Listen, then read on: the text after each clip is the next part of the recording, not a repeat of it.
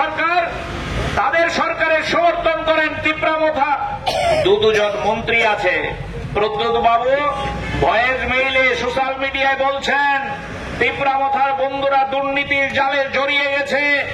আমি বলি, লজ্জায় ঘৃণায় আপনাদের মাথা হেট হয়ে যায় না? বিজেপির কর্তা ব্যক্তিরা যারা, মুখ্যমন্ত্রী যিনি দুর্নীতি মুক্ত প্রশাসনের গল্প করেন, ওই সঙ্গে সঙ্গে 1 ঘন্টার মধ্যে তিপ্রামথার যারা মন্ত্রী আছে তাদেরকে মন্ত্রিসভা থেকে বরখাস্ত করবেন না। তিপ্রামথার যিনি চিফ হুইপ, উনি বলছেন দুর্নীতির সাম্রাজ্যে ওই তিপ্রামথার নেতারা নাকি জালে জড়িয়ে গেছেন। অথচ আমাদের রাজ্যে সরকারের থেকে কোনো পদক্ষেপ নেই, কোনো ভূমিকা নেই।